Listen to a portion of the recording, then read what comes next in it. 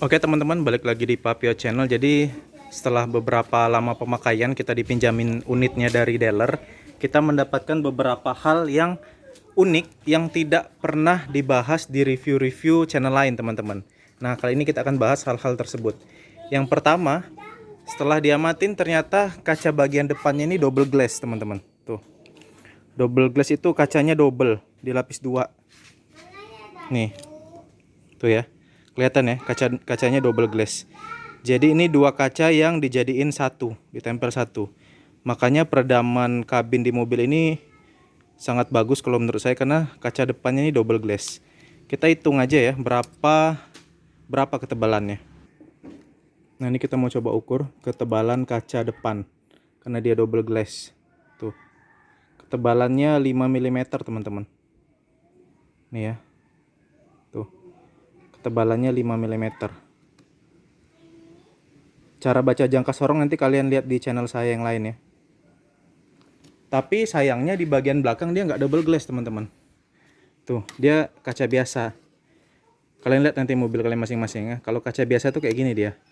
Dan ini tebalnya lebih tipis dibanding yang depan. Ini sekitar 3 mm. 3, berapa nih? 3,4 mm teman-teman. Ya. Yang belakang 3,4 mm, yang depan 5 mm. Jadi kaca depan tuh lebih tebal teman-teman dibanding kaca belakang, dan dia sudah double glass. Kita bandingin dengan mobil biasa berapa sih ketebalannya. Nah, ini kita coba di Mobilio ya. Kita coba ukur ketebalannya. Ini hanya 3 pas, iya. Hanya 3 mm. Jadi kalau untuk kaca belakangnya lebih tebal sedikit, Eclipse Cross, tapi untuk kaca depannya jauh ya, 5 mm. Ini kaca depannya cuma 3. Kaca depan 3 mm. Dan ini cuma single glass nih. Kacanya selapis. Coba kita ukur yang kaca bagian belakang ya di Honda Mobilio.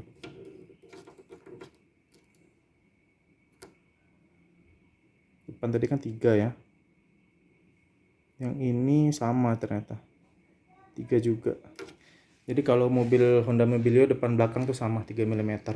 Nah, ini ya salah satu fitur yang mungkin hanya ada di mobil-mobil mewah Eropa, double glass. Nih, double glass. Nih ya. Kacanya 2 digabung jadi 1, ditempelin double glass. Ini yang selapis. Tuh. Nah, itu yang pertama yang nggak ada di review di channel-channel lain. Lalu yang kedua, ternyata di bagian spakbor belakang itu sudah dikasih peredam sama dia teman-teman. Ini peredamnya nih, tuh ya. Tuh, ini peredam. Ini kayak kain, bukan kain juga sih. Saya nggak tahu bahannya apa ya. Ini peredam nih. Tuh.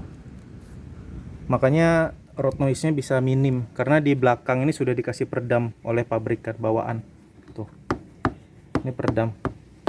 Biasanya kan orang modif peredam ya, dikasih peredam di spakbor. Kalau ini udah dikasih peredam sama pabrikan. Tuh, full teman-teman. Nah, kita bandingin sama mobil-mobil biasa ya. Kita lihat kolongnya kayak gimana. Nah, ini Honda Mobilio. Kalau nggak ada peredam ya langsung plat besi dia. Tuh, langsung plat besi. Makanya Honda itu road noise-nya terkenal berisik road noise-nya, karena di spakbornya nggak ada peredam, langsung plat besi. Sedangkan kalau ini ada peredamnya teman-teman. Dan peredamnya bukan di spakbor belakang aja, tapi spakbor depan juga. Nah, sedangkan untuk di bagian depan itu peredamnya ada di sini tuh. Nih yang hitam-hitam nih, full juga sampai belakang teman-teman.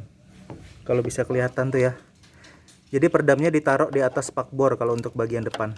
Yang belakang tadi pas di atas ban. Nih, ini peredamnya.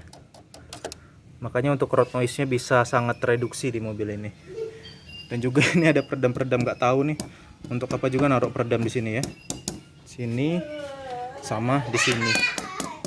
Ya, jadi itulah yang membuat mobil ini road noise-nya bisa sangat minim karena peredam bawaannya sangat banyak. Dan ditambah lagi peredam kap mesinnya juga tebal teman-teman, tuh ya. Peredam kap mesinnya tebal. Nih. Makanya suara mesinnya juga nggak terlalu masuk ke dalam kabin. Lalu yang selanjutnya adalah plat bodi mobil ini tebal teman-teman. Kita coba ya, kita ketok.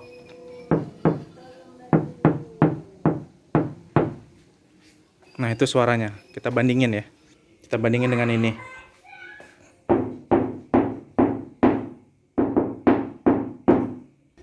Nah, jadi kalau bapak-bapak zaman dulu ya, kalau orang dealer tuh biasanya ngecek bodi itu diketok-ketok gini. Diketok-ketok. Kalau bodinya kaleng masih bagus, katanya sih gitu. Tapi beda, yang ini memang platnya tebal, teman-teman. Apa kita ukur aja ya, plat bodi mobil ini berapa tebal. Nah, daripada tebalnya cuma sekedar bunyi-bunyi, kita coba praktekkan langsung, kita ukur aja ketebalannya berapa. Oke teman-teman, kayaknya kita nggak bisa ukur ya, karena pinggirannya ini nggak rata. Kita mengukur plat yang benar-benar di atas, nggak bisa. Ya intinya gitulah, dari suaranya kalian udah bisa bedain. Nah, satu lagi, kalau di website speknya ini ground clearance-nya 183 mm atau 18,3 cm ya. Cuman kita akan ukur sendiri berapa sih sebenarnya ground clearance dari mobil ini. Apakah betul 183 mm? Nah, ini kita udah ukur ya pakai meteran. Kita lihat ke paling atas tuh. Ternyata tingginya lebih lah dari 183. Ini aja udah 10. Ini 20. Ntar. Nah, ini teman-teman ya, ini 24 loh malah. 24,5. Kita ambil di besi yang paling bawah itu. Di antara angka 4 dan 5 paling atas. Ini tingginya 24,5 cm malah. Jadi 240 mm. Kok lebih tinggi ya dibanding speknya ya? Iya loh. Ini kan 10. Ini 20 cm. Ini 24,5 cm, teman-teman. Jadi ground clearance ini 24,5 cm, teman-teman. Sedangkan di website itu harganya tingginya cuma 183. Kalau 183 sih di sekitar ini, teman-teman. Tuh. Ini lebih tinggi nih, jauh lebih tinggi, teman-teman. Ground clearance-nya. Coba kita ukur yang di bagian depan ya. Nah, ini untuk yang bagian depan. Ini tingginya 23 cm malah ground clearance-nya. Kalau 183 ya jauh lah. 183 tuh 18 cm, teman-teman. Ini udah 23 cm, kalian lihat aja tadi. Nah, jadi saya juga bingung. Jadi ground clearance-nya berapa? Kalau diukur manual pakai meteran 24. Tapi kalau di website 18. Ya udahlah, terserah kalian. Dah. Nah, coba kita ukur bagian yang tengah-tengah ini ya. Yang merah nih. Tetap aja tinggi, 22 ini. Bukan patokan yang paling bawah itu, no, yang nonjol bawah ini yang Paling bawah. oh iya. Ini 22. Ini. Mana ini? Inilah. Nah, 22 setengah nih tingginya.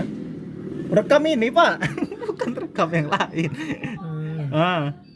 Ini 20 ini nih, 23 ini. 23 cm, tinggi loh. Nonjol tuh yang bawah. Menjual mana ini? Yang paling bawah aja itu. Door clearance tuh yang paling bawah. Coba buka ukur-ukur dulu benar-benar.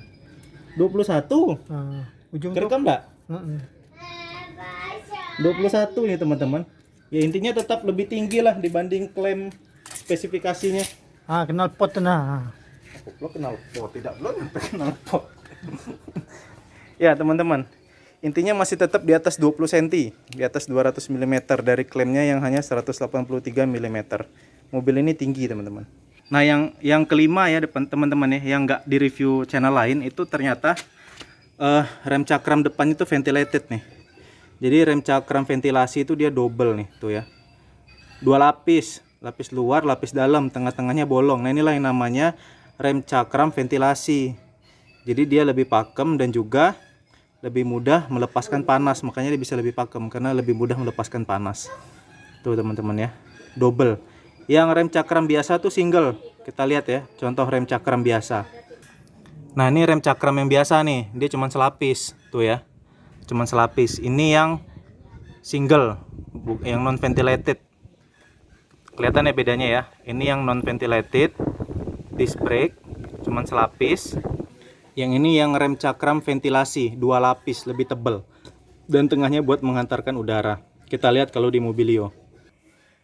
Ya, ternyata Mobilio ventilated juga, teman-teman. Iya ya, ternyata mobilnya itu ventilated juga ya. Ya, kayaknya kalau rem depan tuh rata-rata ventilated semua, teman-teman. Rem belakang yang nggak ventilated. Lalu yang keenam yang tidak pernah di review channel lain, ternyata di baris kedua itu ada lubang AC-nya tuh. Ada ventilasi AC untuk kaki.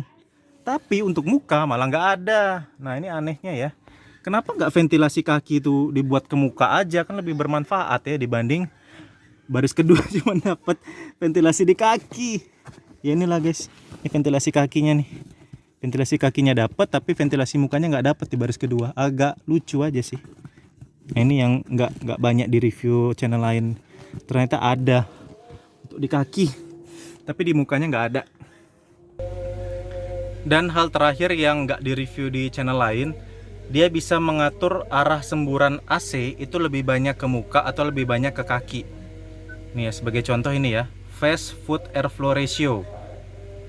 Jadi kita bisa atur nih, mau lebih banyak angin ke muka, mau lebih banyak angin atau lebih banyak angin ke kaki atau normal. Kan lucu ya. Tuh. Ada yang foot windshield airflow ratio. Kalau yang windshield tuh yang AC dari situ, kalau yang fast tuh AC dari sini. Tuh, kita lihat explanationnya. Nih, dengan secara manual memilih arah semburan angin untuk muka atau kaki, kamu bisa mengatur persentase angin yang keluar ke kaki dan persentase angin yang keluar ke muka. Ini fitur yang sangat-sangat unik teman-teman. Oke teman-teman, itu aja 7 hal-hal unik yang ternyata baru diketahui dan tidak pernah dibahas di channel-channel lain. Oke, sekian aja. Terima kasih sudah menonton.